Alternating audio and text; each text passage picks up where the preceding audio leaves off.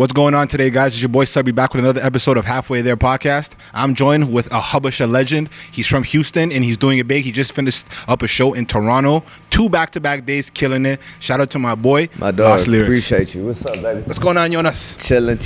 Yeah, man. You know, like, honestly, like, I met you for the first time last year. Here. Yeah. Half note. And I knew who you were, obviously, like Habesha's definitely supporting. I think I asked you a question about some Slam Central, and I guess that's how I got like in tune to like what you were doing, you know what I mean? And what you're doing is super unconventional for Habeshas. You know what I'm saying? You don't see many. You only see a handful of people doing what you do and are being successful. So kudos to you for that. Appreciate I want to give you your flowers before we get deep into it, because what you're doing, you're trailblazing. You put younger boys on, like you're guiding them, and you're creating content that people absorb to make themselves feel better. Because this is a tough world, you know what I mean? And what you're doing, you're bringing light to their lives. So what you're doing, and it says it in Islam, to bring a smile to somebody's is like, it's almost like receiving an immense amount of good deeds. You know what I'm saying? So flowers to you. God bless you. You know what I'm saying? I appreciate that. How does it? First question I want to ask: who is LostLyrics? Ooh, that's a great question. Yes, sir. I would say LostLyrics is LostLyrics or Jonas. Well, you know what? Let's go to Jonas. Who is Jonas? So we could talk about Jonas. Yeah, Jonas. So Jonas is a kid that was born and raised in Houston, Texas. Yes, sir. He's 20. I don't want to say my age. I'm feeling older now. But he's I'm trying to think like how. That's a great question. I guess Jonas is a person that goes by faith, not by sight.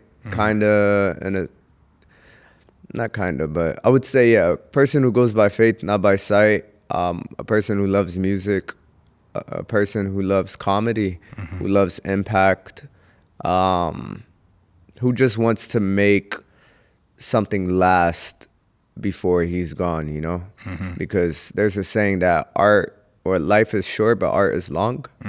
And that's one of the many things I believe in. And then I feel like Jonas is a person that knows that the table turns all the time, at any age, at any time, at any moment. Hence why Jonas is big on respect. He's big on ethics, honesty, loyalty, integrity. And those are things that will always play in your favor, because the world is always going to change. And Jonas notices that. Jonas notices trends come and go, but Jonas wants to be here to stay. So, yeah, that's who Jonas is. And you are here to stay. You've been doing this for how many years now? Ooh, my first video was 2019, but I did take a break from summer 2020 through 2024. But the videos I made from 2019 through maybe half of 2020. Yeah, so like around a year or so. April 2019 was the first video.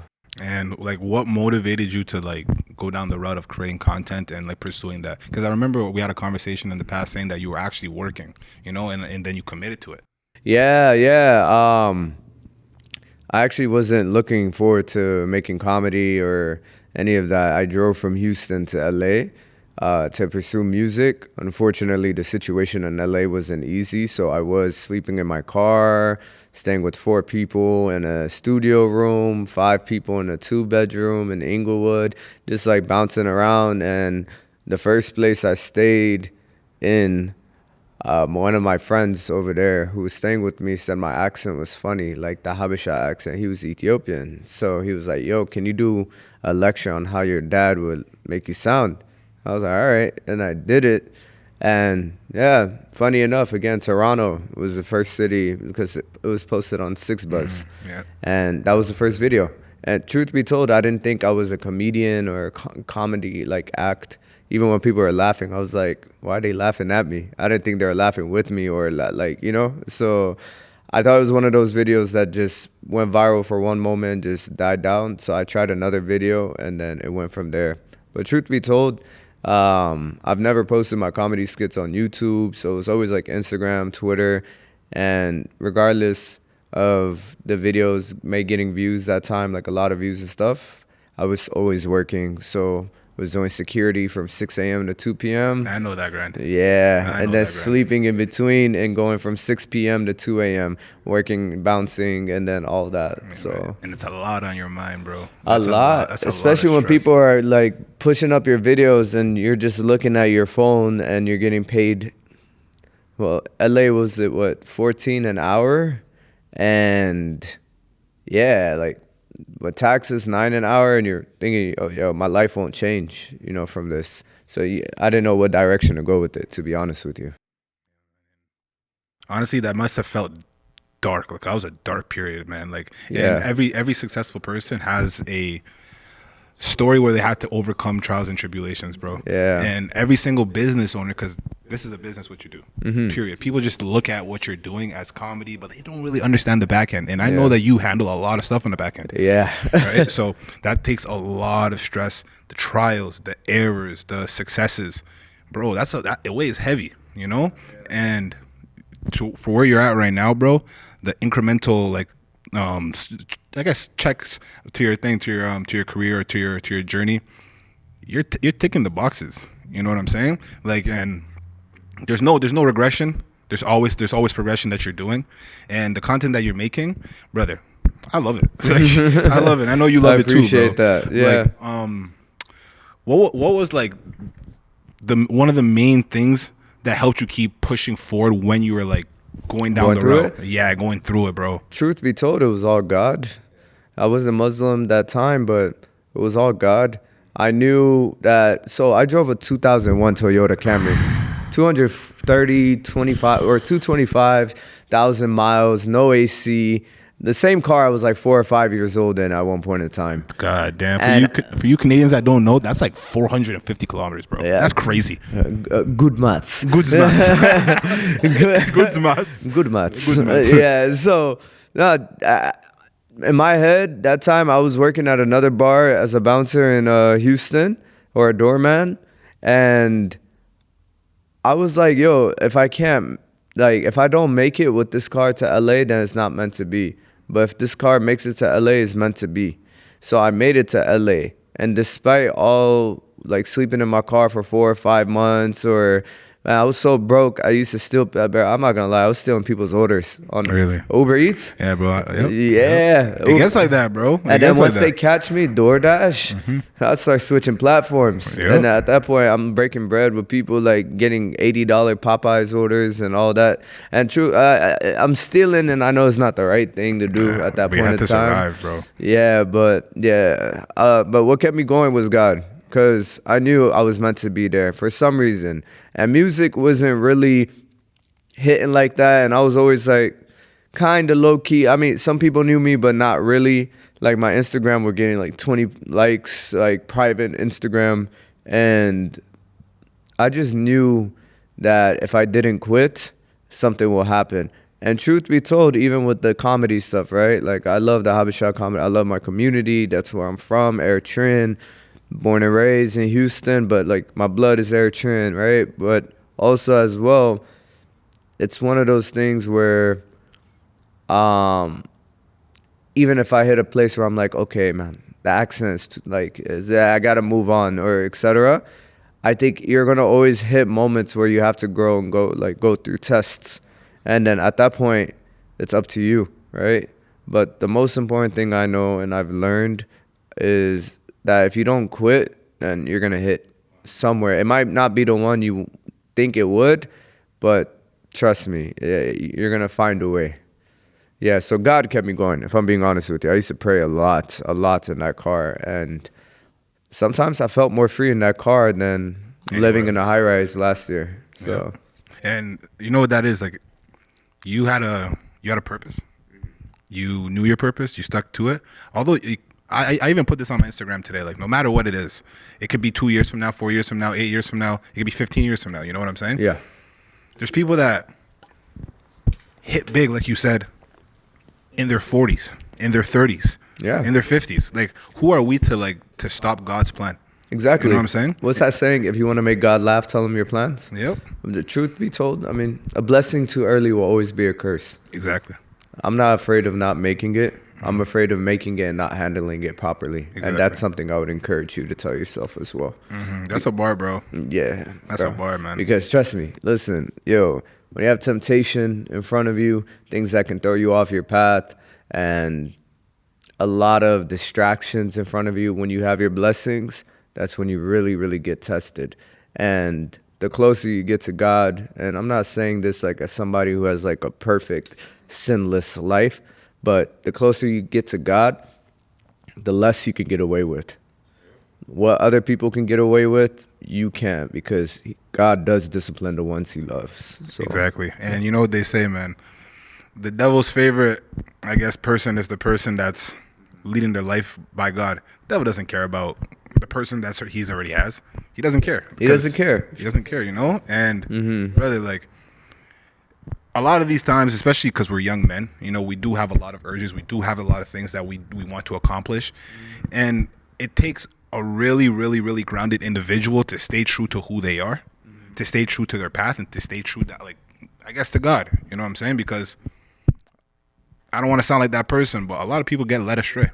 Yeah, no, I mean, I'm gonna be honest with you. Like I said, I'm not sinless, right? You know what I'm saying? Yeah, I deal with None of us are. Yeah, None of us are. I deal with lust. You know, but at the end of the day, bro, at the end of the day, in the back of our minds, we know that we're messing up. Yeah. It's just on us to do better, bro. Yeah, just it's trying to be better. You know, exactly. You're halfway there. Facts. Are you trying to shoot me? I'm not trying to shoot. I'm trying to. Canada, no gun. No gun. Put it down. Yo, you need a PAL to get a gun here, man. It's actually so dumb. Like, you know what a PAL is? No. It's called a PAL. It's like a PAL. It's called PAL. I think it's called pistol something licensing. Oh, okay. Yeah, so like it's so hard to get one. So hard. Like my brother was a security guard like 12 years ago, and I don't want to say what he has, but let's just say he doesn't have the greatest past. Yo, he damn near we damn near had cops knocking on our door, brother, because he tried to get his PAL. He tried to get his PAL. Oh, that's how serious it is in here. Man, you know? In Texas, you can just buy tomatoes and a shotgun in the same trip. Bro, it's crazy. I went to Tennessee. I used to play football, bro. I went to Tennessee, and one of the most insane things I've ever seen, bro. Like I'm seeing people like just walking casually with guns on their sides, on their back. I'm like, bro, what is this? Like anarchy? Like is this anarchy, bro? Like, is this lawlessness? Yeah. But like, you know, I do support guns. You know, you need to protect yourself. Thank you. But like, yo. Like, like some people take it a little too far. Yeah, no, you know, like I don't blame you. I mean, I wouldn't put my AR on my back and just walk into Walmart. I don't think a zombie apocalypse is gonna happen. But in terms of protecting yourself, I do believe in that. And people who are saying no guns, like if you live in liberal states like California, I've had, and it's been a lot more violence in California versus things that I've experienced in Houston or Dallas or in Texas. And you have to second guess doing things. Even in Toronto today, this morning, I was dropping off Sammy at the airport. This lady was crossing while it was green, just walking. And I'm like, yo, like whatever. And then it was her fault. And she smacks my car like this and flicks me off. I'm looking at Sammy, I'm laughing. I was like, yo, sometimes people need discipline so they can control their urges. Yeah. And these type of people are the people that never got beat when they were kids. Exactly. You know what I'm saying? They've never got humbled. Bro, if I ever raised my voice to my dad, you know how humble men are, bro. Oh my God. We call a belt ketal. Yo, I used to get that ketal all the time. Bro. Whatever he wants to grab, he just grabs it. Exactly. You know, like, and what you were saying yesterday during your set about like your dad yelling. Oh, you're talking about when he was brushing his teeth. Yeah. My dad does in the morning, my dad used to spike my heart whenever he wakes up. Yeah, bro. But you know what's funny? Even though when I was younger, I was making fun of that. I'm like, Dad, all that shit. Bro, as I'm getting older now, I'm slowly waking up with a small. I'm like, oh, it's coming. The spirit of it. And I'm like, oh, shit. Like, bro, it's. I ain't gonna lie. I think maybe it's like sinus or something, whatever it is, but. It's coming for us too. Man, it's hereditary. Yeah, Hopefully it doesn't you know what's crazy? They used to tell us, don't make fun of shit because you're going to get it. Man. Yeah, I slightly have the accent randomly without even noticing it. Yo, yesterday when you said that story, bro, I was crying. Bro, like seriously, Did you I'll be really- walking. I'm like, take shower. Take shower? Yeah, bro. I don't even say I'm about to go take a shower. I'm saying, Mom, I'm about to go take shower. I'm like, oh, I gotta stop. Exactly, man. Shout out to yo, bro. I Yeah. love yo. My mom honestly hates it when I make fun of her. I know. But like, I wouldn't necessarily call it make fun. I just be poking. I be poking. Yeah, it's not even making fun. Yeah, I was poking a bit. Bro, my people roast me better than me. Exactly. How do you think I learned how to roast? Where are you? Hey, Where? there'd be people who be like, oh my God. Oh my God. You're making fun of your parents? What's wrong with you? What's wrong with you? Hey, listen, they make fun of me since I was born. Yeah, man. Bro, my dad used to always say, you're not born a criminal. Bro. Don't you hang out with those boys? Yeah. You would be like him. Oh, yeah. Ari was a Somali. You Nah, I'm Somali? joking. Nah, we didn't even really grow up with that many Somalis. Holy shit, cause yo, for us as Somalis and Jamaicans, bro, you know. But no, honestly, I only said Somalis because the Canada, y'all have majority. I grew up with a lot of African Americans, Hispanics, and then like Habeshas and here and there. But it's not as many Habeshas. Like if you see a Habesha in Houston, It's rare. Wait, does social media paint Texans the right way, or is it like overdue? no, people be Overdone? thinking that it's like the wild, wild west. In the main cities, Houston, Austin, Dallas, San Antonio, El Paso, it's normal cities, buildings, highways, freeways, Yeah. etc. I would say Austin is like Northern California now. Dallas is like the bougie part of Texas. Houston is more diverse, more culture. It's Houston's nice. I'm just being biased because it's my city. It's your home. Yeah, San Antonio. I'll say a lot of Tex-Mex, a lot of Hispanics, but a lot of great food too. El Paso, I'm not gonna lie, that place is basically Mexico. But yeah, Texas is. It's not unless you go to like the smaller cities in between while you're driving around, and you might run into certain cities that might be pretty country. Yeah, exactly. Yo, what do you think about? All right, let's rephrase this question. What does your parents think about you doing comedy? You know what's funny? Somebody asked my dad that a month ago. He said, I have a mixed reaction. That's the only thing he said. But I think. So when I first started, obviously my dad is like, yo, you're making fun of me. So he felt away. Then eventually when I graduated, he kind of calmed down. But it went to a certain point where I wasn't targeting him specifically. I think at a certain point I was just foreign parents this, whatever. It's not only him, or I mean, it's not even like trying to just start being mean and etc.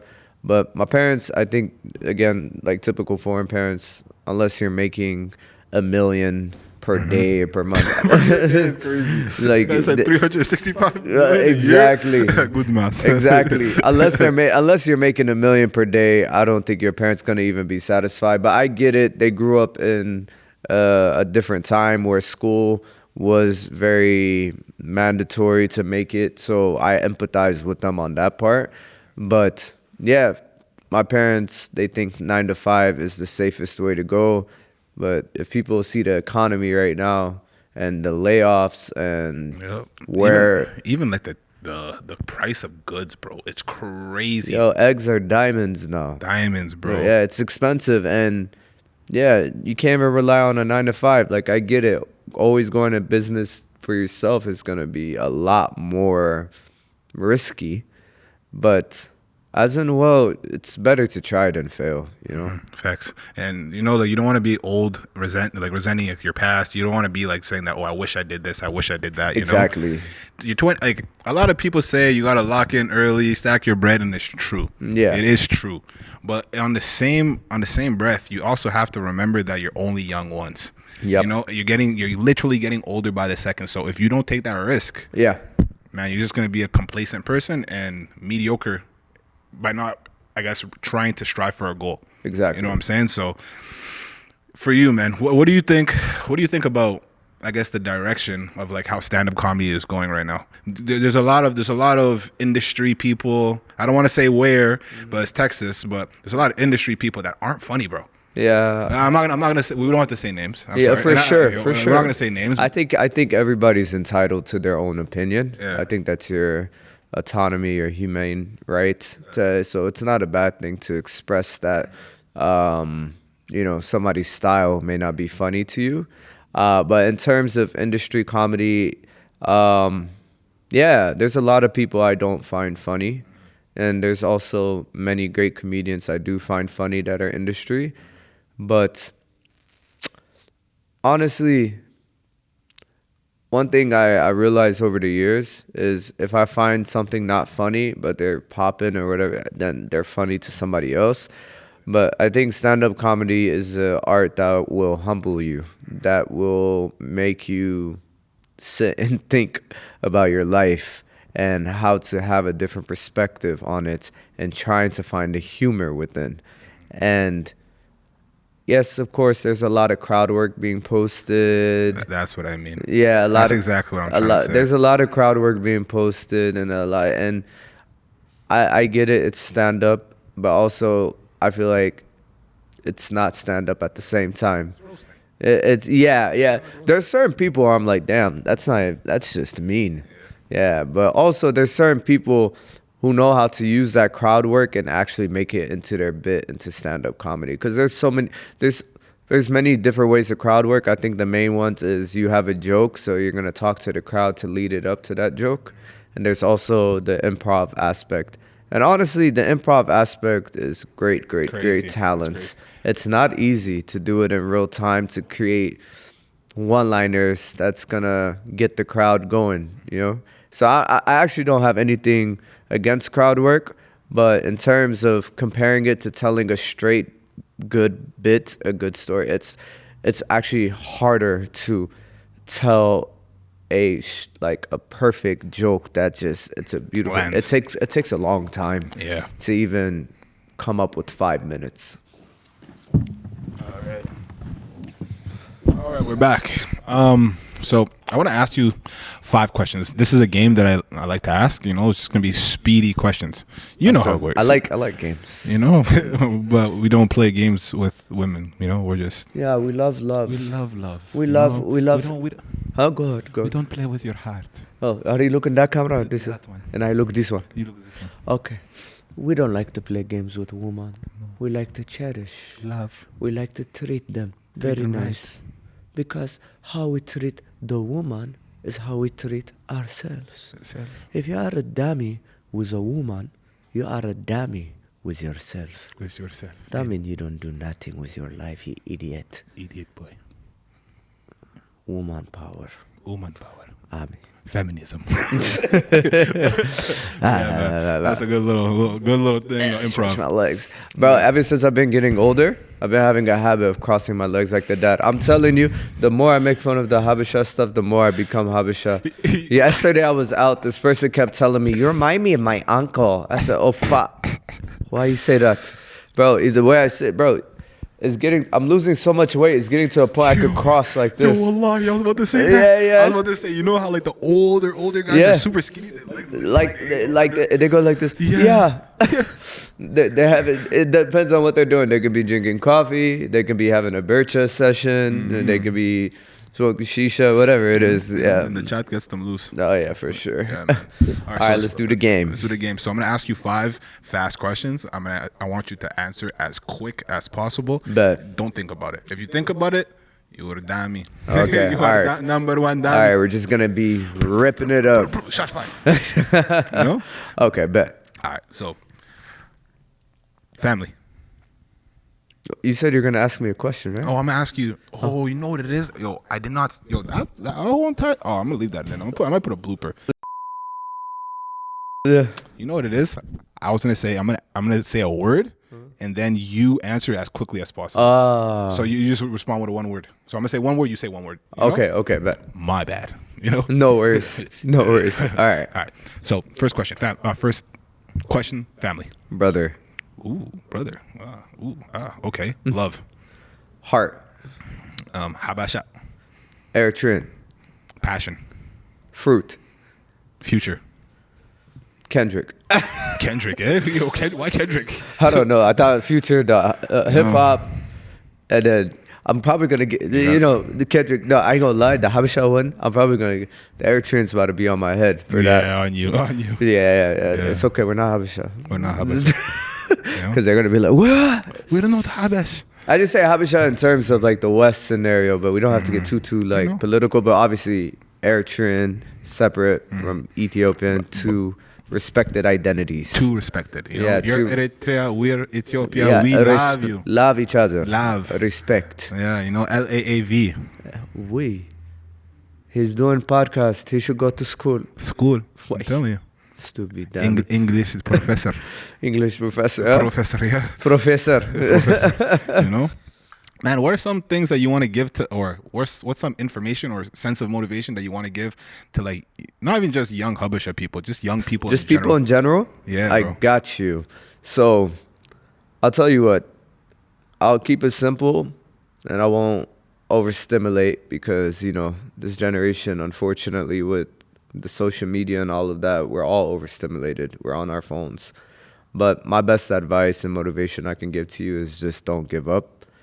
You never know. You just have to be right one time. Don't be afraid to look foolish in the beginning. That's what's always going to separate you from everybody else. As in, if you want to be different, you have to move different. Be disciplined with yourself as much as you can, but also show compassion to yourself. You don't have to be perfect, but the effort counts and matters. All the blood, sweat, and tears, the negative self-doubts, all of the trials and tribulations, all puts everything together into one beautiful wrap or picture.